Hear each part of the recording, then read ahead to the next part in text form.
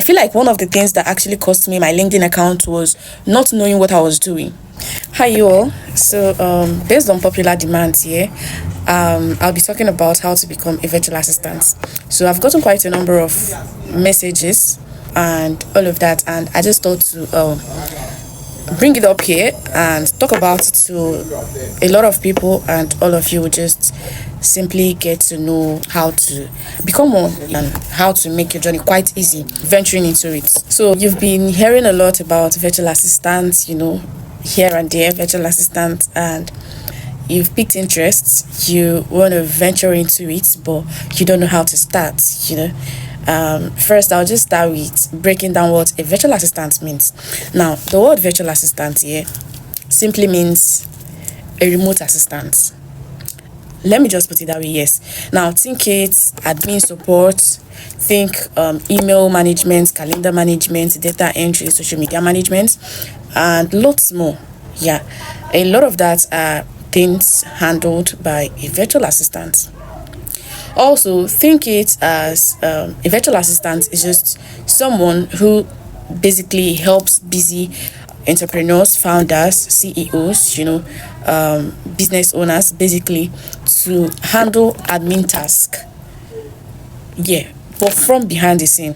Now, that behind the scene is virtually, that behind the scene is remotely, that behind the scene is online. Yeah, I think that's basically the best I can explain it to your understanding. So now that you know the meaning of a virtual assistant, let's get straight into today's topic, which is how to become a virtual assistant. Now, to become a virtual assistant, the number one thing you should know, you should have at the back of your mind is picking the skill that you are very good at.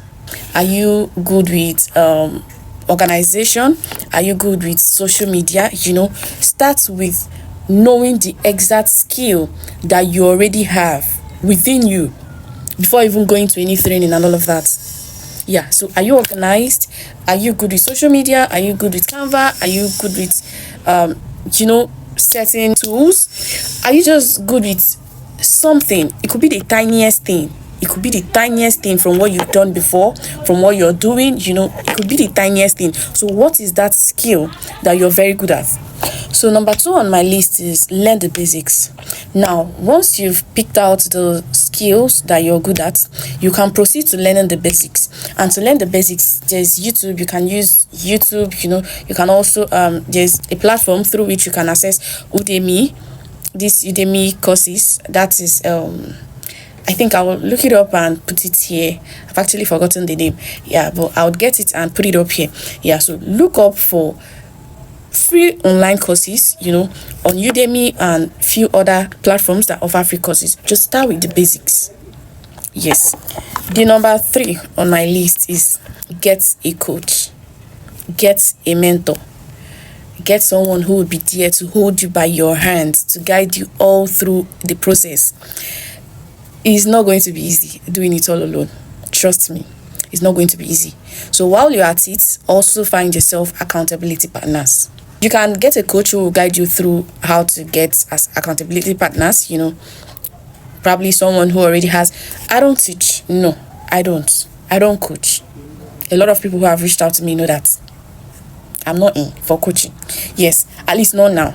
I'm not ready. I'm just not ready for it. So I don't coach. Now, get yourself a coach, get yourself accountability partners.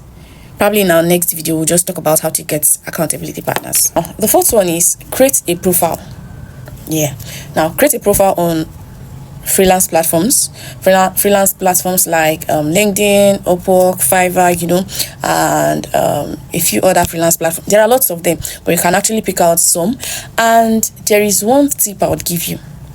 Before creating those profiles, please make sure you already have a mentor. Make sure you already have a coach that will hold you by your hands. Now, I created mine even before I got to know a lot about freelancing. Even before I got to know a lot about, even before I got to know about everything remote work and freelancing. I just created it then. Yeah, I wouldn't say I made a mistake, but I feel like one of the things that actually cost me my LinkedIn account was not knowing what I was doing. Yeah, so for you to be able to pull through on freelance platforms, because they are very strict, they are very, very strict. And it's not just a platform where you go about, making certain mistakes and feeling like you will be able to get back the account. Once it is banned, it is banned. If you like, use any other email you want. It is gone for real. It will only work for a few days, probably a week, at most a week. That's if at all it gets to a week. But in whatever you do, just make sure you get someone to hold you by your hands before creating those accounts on these strict freelance platforms. The fifth on my list is start small. Now, when you've learned the basics and you've created your profile on these freelance platforms, it's only normal that you start small. Yes, do you know why you should start small?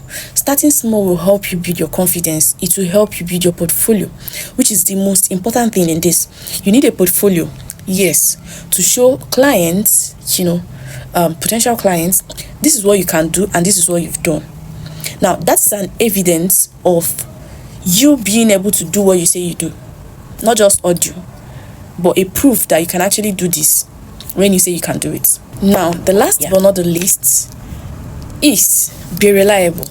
As a virtual assistant, being reliable, being trustworthy is something you shouldn't joke with. Yes. Now, clients do not just hire your skills, they hire trust.